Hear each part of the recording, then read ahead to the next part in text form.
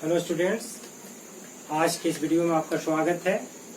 आज आप देखेंगे प्रीपोजिशंस में कुछ ऐसे प्रीपोजिशंस है जो जनरली मिसयूज्ड हो ही जाता है। स्टूडेंट्स हमेशा कंफ्यूज होते हैं और बाद में फिर मिसयूज कर देते हैं उसका। इसका निदान करने के लिए मैं आपको कुछ बता रहा हूँ, बस इसे देखेंगे और लिखने की जरूरत भी नहीं। ऐसे अगर आप कॉपी खोल कर बैठे हैं तो कृपया लिख लें, फ्यूचर के लिए भी अच्छा रहेगा। लेकिन नहीं भी लिखेंगे तो केवल सुनकर ही सब कुछ स्पष्ट हो जाएगा।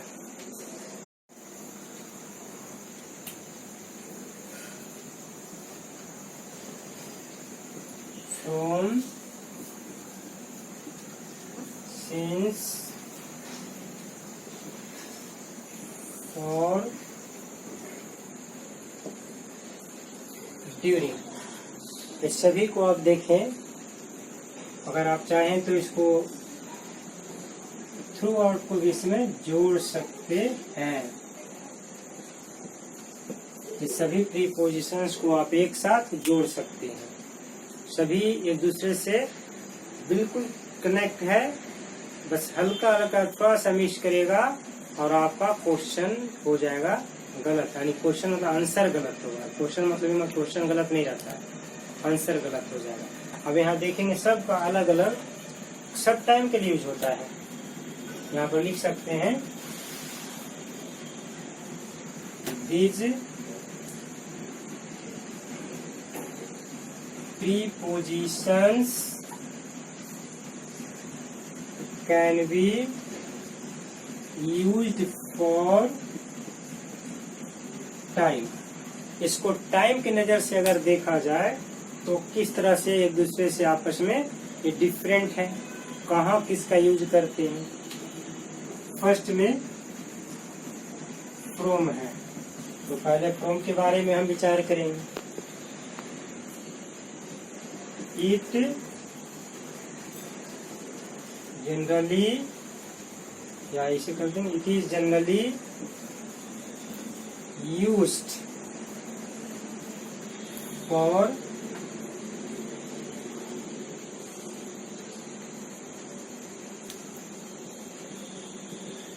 a starting point or with to till until, ये सब के साथ भी इसका यूज हम करते हैं। और स्टार्टिंग पॉइंट को मतलब कहाँ से शुरू होता है कोई टाइम, इसको दिखाने के लिए हमेशा आप इसको यूज करेंगे। और अक्सर इसका देखिए स्ट्रक्चर क्या होता है टाइम के रूप में। जैसे फ्रॉम प्लस यहाँ टाइम यूज कर देंगे, ज्यादातर टू का यूज होता है यहाँ, और प्लस फिर टाइम कर देंगे। इस तरह का सेंटेंस इसमें ज्यादा क्रिएट होता है। हमेशा इस तरह का क्वेश्चन देखेंगे इसमें। जैसे आप कहते हैं most of the persons go to office and work 10 AM to 4 या कहीं कहीं 5 भी होता है, 5 PM। कोई भी टाइम लिखे उससे मतलब नहीं है। और एक टाइम देखिए यहाँ से 10 बजे से लेकर के 4 या 5 बजे तक। कुछ ऑफिस 4 बजे तक चलता है और कुछ 5 बजे तक चलता है। ये जो एवरेज एक माना गया है, ऐसे टाइम अपना चेंज कर सकते हैं। तो इस प्रकार से 10 बजे से 4 बजे तक या 10 बजे से 5 बजे तक अधिकांश लोग ऑफिस में जाते हैं और काम करते हैं। तो ये हैबिट को भी दिखा रहा है ना। अब जैसे मान लिया कि आप लिखना चाहें ही वाज अब्सेंट फ्रॉम, वो एब्सेंट था यानी कब से कब तक। तो यहाँ पर कोई भी आप दे सकते हैं। मान लिया आप लिखें फ्रॉम मंडे टू सैटरडे, इस तरह से देखिए यूज कर सकते हैं। यहाँ पर वाज आया, ऐसा नहीं समझने कि हैड बीन हैज बीन ऐसा कुछ नहीं लगा रहा है।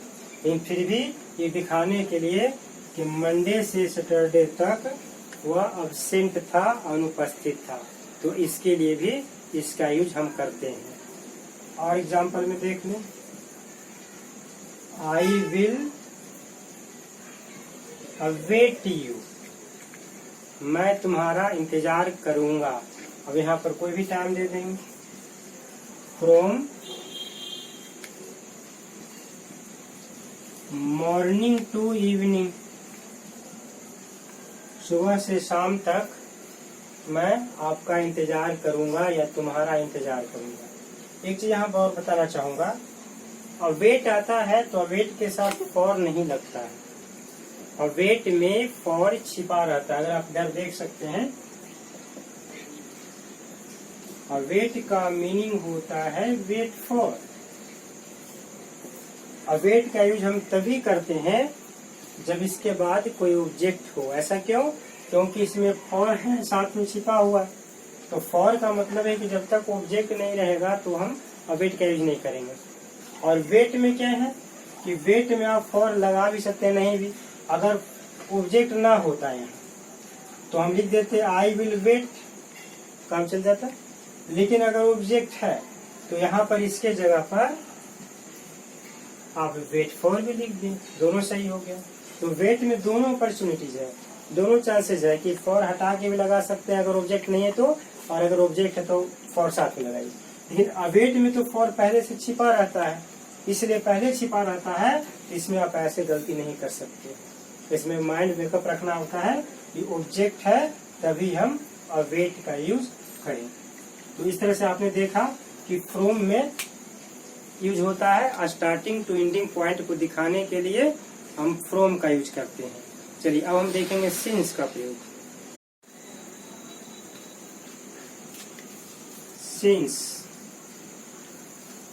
सिंस का प्रयोग होता है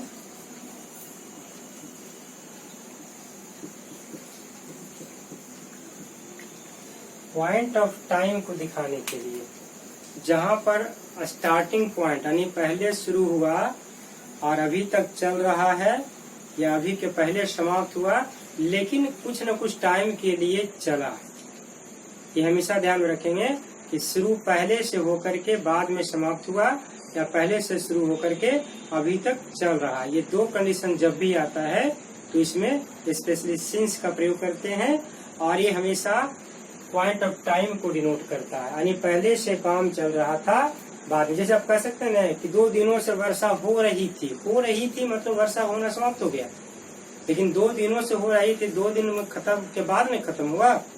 या फिर हम कहें कि 2 दिनों से वर्षा हो रही है, यानी 2 दिन पहले से वर्षा शुरू हुई और अभी तक चल रही है। तो यहाँ पर 2 दिन की बात है, लेकिन 2 दिन यहाँ पर पॉइंट ऑफ टाइम नहीं है, ये भी ध्यान में रखना होगा। फिर यहाँ पर पीरियड ऑफ टाइम का कंसेप्ट आ गया, तो फिर कैसे यूज करेंगे? तो इसमें लगाएंगे क्या, सुबह से वर्षा हो रही थी। यानी आप शाम को ऐसा बोल रहे हैं कि सुबह से वर्षा हो रही थी लेकिन अब खत्म हो गया। या फिर कहें कि सुबह से वर्षा हो रही है, आप शाम के समय ऐसा कर रहे हैं। तो पॉइंट ऑफ टाइम को फोकस करना। लेकिन मैं ये कहना चाह रहा था कि इसमें पहले से शुरू होकर लास्ट में खत्म हो गया या अभी तक चल रहा है, ये दोनों पर ध्यान देंगे। तो पॉइंट ऑफ टाइम में हमेशा सर्टेन स्टार्टिंग पॉइंट रहना चाहिए। जैसे आप करते एग्जाम्पल में इसको, he has been working since morning, वह सुबह से काम कर रहा है। यानी सुबह समाप्त हो गया, उसके बाद दोपहर में आप ऐसा बोल सकते हैं या शाम में बोल सकते हैं, तभी ऐसा बोलेंगे। सुबह के समय तो बोलेंगे नहीं कि सुबह से काम कर रहा है, उस समय सुबह खुद होता है। तो इस तरह का टाइम जहां भी दिखाना रहे, सिंस मॉर्निंग, सिंस इवनिंग, कोई सर्टेन मंडे संडे भी रहता है, कोई सर्टेन ईयर को भी शो करता है। जिसे ईयर को मान लिया शो कर रहे हैं, we have been working in this office since 1995। इस तरह से लिखिए, यहाँ पर स्पष्ट दिया हुआ है तो ऐसे जगह में since का प्रयोग करेंगे। पहले के वीडियो और देख लेंगे, उसमें सेंस का विस्तार से मैंने वर्णन भी किया है। यहाँ पर केवल कंफ्यूजन कहाँ होता है इसको दिखा रहे हैं, इसलिए इसको शॉर्ट में बता रहे हैं। फिर अब आते हैं फॉर में। जैसे फॉर भी जैसे पॉइंट ऑफ टाइम हो गया, तो इसको हम कहते हैं पीरियड ऑफ टाइम। जैसे 2 दिनों से, वर्षों से, महीनों से, इसकी भी चर्चा मैंने वीडियो में किया है, आप उसे देख लेंगे। यहाँ पर फॉर में केवल शॉर्टकट में बताना चाह रहा हूँ कि जब पीरियड ऑफ टाइम एक अवधि को शो करे और पहले से काम शुरू होके बाद में लास्ट भी हो गया हो, या पहले से शुरू होकर अभी तक चल भी रहा हो, तो ऐसे जगह में फॉर का प्रयोग करते हैं। जैसे आप देखेंगे, शी हैड बीन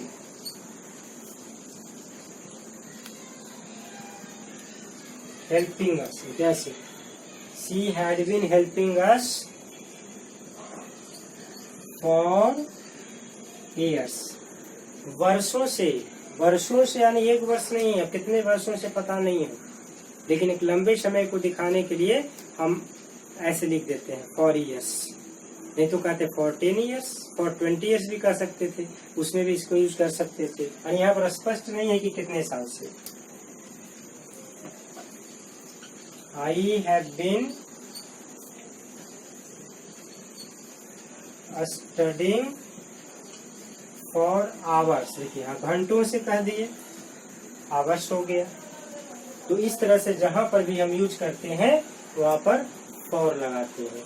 कॉमन इसका फॉर का यही कंसेप्ट होता है। फिर चलिए हम लोग आते हैं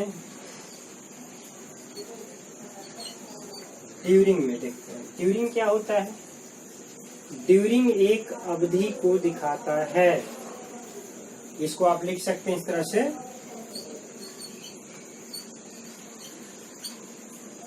इन course of, in course of यानी होता है के दौरान, यानी इसमें बिगिनिंग पॉइंट और एंडिंग पॉइंट दोनों को शो करता है। इसको हमेशा ध्यान देंगे। बिगिनिंग टू एंडिंग, ये दोनों स्पष्ट रहता है। आप जैसे कहेंगे कि फर्स्ट वर्ल्ड वॉर के दौरान, और जैसे ही बोला ऐसा तो आपके दिमाग में क्या आ गया कि फर्स्ट वर्ल्ड वॉर 1914 से 1918 तक चला, यानी 4 साल की बात मैं कर रहा हूँ आपसे। तो ये पहले से स्पष्ट, डिनर के दौरान, डिनर जितना देर चला उतना का मतलब हो गया। तो ड्यूरिंग में हमेशा बिगिनिंग पॉइंट और एंडिंग पॉइंट स्पष्ट होता है। अब जैसे लिखें एग्जाम्पल में, a large number of civilians were killed during the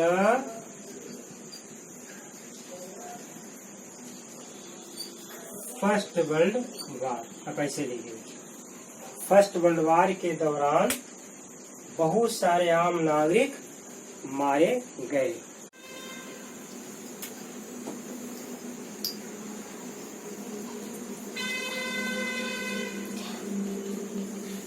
through out, अक्सर थ्रू आउट और ड्यूरिंग में ज्यादा कंफ्यूजन होता है।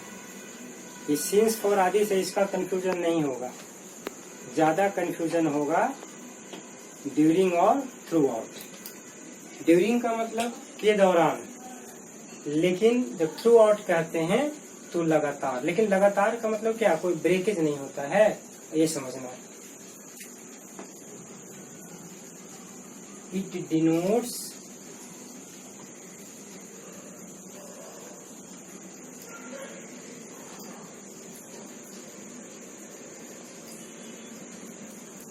continuous action with,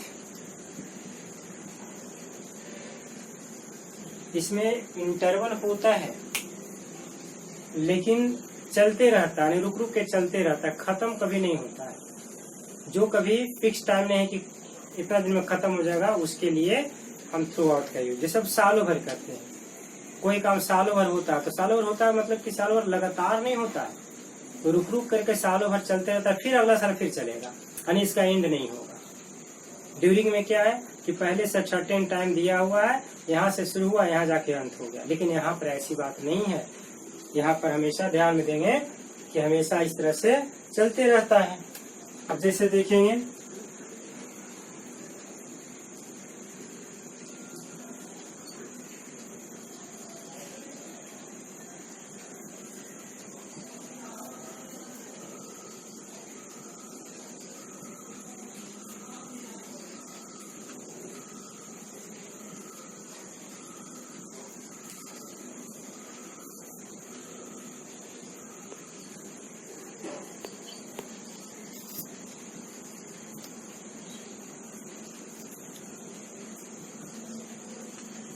इस तरह से लिखे, Mawsynram receives the heaviest rainfall throughout the year. Mawsynram, कुछ लोग मानसून राम भी पढ़ देते हैं, कुछ लोग मानसिम लिख देते हैं। SIM ज्योग्राफी में ऐसा वर्ड कई तरह से लिखा जाता है, इसलिए इसको कभी गलत नहीं समझना है, जोड़ के आप लिख सकते हैं इसको। तो दुनिया में सबसे अधिक वर्षा कहाँ होती है, तो सबसे पहले अगर देखा जाए तो कह देंगे मेघालय। अगर स्टेट की बात करते हैं तो मेघालय में सबसे अधिक वर्षा होती है, ये मेघालय होता है। लेकिन उसके बाद भी अगर हम कहें तो चेरापूंजी, इसको चेरापूंजी कहेंगे। मेघालय में एक जगह है चेरापूंजी, ये कंडीशन पर डिपेंड करता है। लेकिन तीसरा जो आता है वो मानसून रम आता है। तो मानसून रम क्या है, एक छोटा सा स्पेस है, प्लेस है। मेघालय राज्य में चेरापूंजी में एक छोटा सा स्पेस है जहाँ पर रिकॉर्ड किया गया कि दुनिया की सबसे अधिक बारिश यहीं पर होती है। तो क्वेश्चन पर डिपेंड करेगा क्वेश्चन क्या पूछ रहा है, ठीक है, उससे क्या मतलब नहीं है। तो यहाँ सालों भर वर्षा होती है, ऐसा नहीं कि सालों भर लगातार वर्षा होती रहती है। वर्षा होती है रुकती है, होती है रुकती, ये सालों भर चलते रहता है। ऐसा नहीं कि साल खत्म हो गया फिर अगला साल नहीं होगा, ऐसा नहीं। तो प्राकृतिक घटनाओं के लिए या वैसी घटनाओं के लिए जो अक्सर होते रहता है, वैसे जगह पर आप हमेशा यूज करते हैं किसका, थ्रू आउट का। और ड्यूरिंग में ऐसा नहीं है, ड्यूरिंग में एक फिक्स टाइम दिया हुआ, बस वहीं तक उसका यूज होता है। तो इस प्रकार से आपने देखा कि इसमें कई प्रीपोजिशंस ऐसे थे जो आपस में काफी कंफ्यूजन भरा था। आप पॉज करके और इसको राइट डाउन कर लें ताकि किसी तरह का डाउट्स रहे तो बार बार रिपीट करके उसे समझ सकते हैं। थैंक्स।